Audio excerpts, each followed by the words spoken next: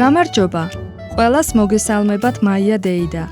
ჩვენი ისტორიის სახელწოდებაა თქვენც გაიგონეთ?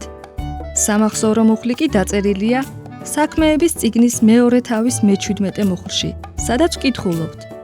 გადმოუღრი ჩემი სულისაგან ყველა ხორციელზე. დღევანდელი ისტორიით უნდა ვისწავლოთ, რომ ღმერთი გვაძლევს საჭირო უნარებს, რათა ვემსახუროთ მას.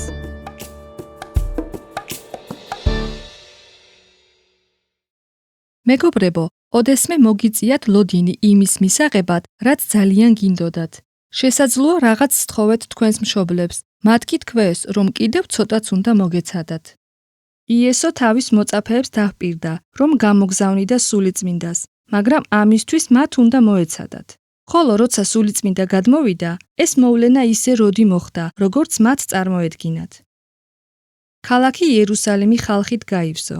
მტვრიანი ქუჩები გადაჭედილი იყო ხმაურიანი მოგზაურებით მთელი მსოფლიოდან. ისმოდა ხალხი შეძახილი, ბირები ყროყინებდნენ, ბავშვები ტიროდნენ. ათასობით ებრაელი ეწვია წმინდა ქალაქ იერუსალიმს 50-ობის დღის აღსანიშნავად. მოწაფეები და მრავალი მორწმუნე ერთად შეიკრიბა. ისინი დროს ლოცვა-ვედრებაში ატარებდნენ, მაგრამ შეკრებილთაგან არავინ ელოდა იმ ამაღელვებელ მოვლენას, რომელიც მალე მოხდებოდა. აქამდე მსგავსი არაფერი მომხდარიყო.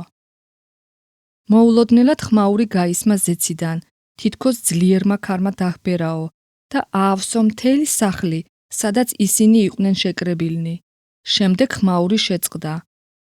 მორწმუნეებმა ერთმანეთს გადახედეს და ეჩვენათ მათ გაყოფილი ენები, როგორც ცეცხლოვანი და სათითაოდ დაივანა თითოეულ მათგანზე.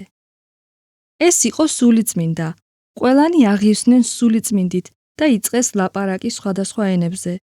შეკრებილები ძლივს იჯერებდნენ მომხდარს, ისინი ხმამაღლა განადიდებდნენ ღმერთს. სახლის გარეთ ხალხი თავს იყრიდა. თქვენც გაიგონეთ? ეკითხებოდნენ ერთმანეთს. შემდეგ ხალხმა სხვა რამ გაიგონა. ისმოდა, თითქოს სახლში ყველა ერთდროულად ლაპარაკობდა. ხალხნო, მისმინეთ! სირიელმა მამაკაცმა ხელი მაღლა ასწია. მე მესმის, რომ იმ სახლში ვიღაც ჩემს ენაზე ლაპარაკობს. მეც მესმის, თქვა ეგვიპტიდან ჩამოსულმა მოგზაურმა. იმ სახლში ვიღაც ჩემს ენაზე ლაპარაკობს. სისულელეა, ამოილაპარაკა ვიღაცამ უხეში ხმით. იმ სახლში უბრალოდ მთვრალები არიან შეკრებილნი. მთვრალები! გაიძახოდნენ ზოგიერთნი. პეტრე და სხვა მოწაფეები გამოვიდნენ სახლიდან. პეტრემ ხმამაღლა დაიწყო ლაპარაკი, რათა ყველას შესძლებოდა მისი მოსმენა. იუდეველნო და თქვენ ყველა, ვინც იერუსალიმის მკვიდრნი ხართ, წარმოთქვა მან. მომისმინეთ და აგიხსნით ყველაფერს. არ არიან ესენი მთვრალები, როგორც თქვენ გონიათ. შემდეგ პეტრე ხალხს ესაუბრა იესოს შესახებ. მან უთხრა მათ, რომ იესო მოკვდა მათი ცოდვებისთვის.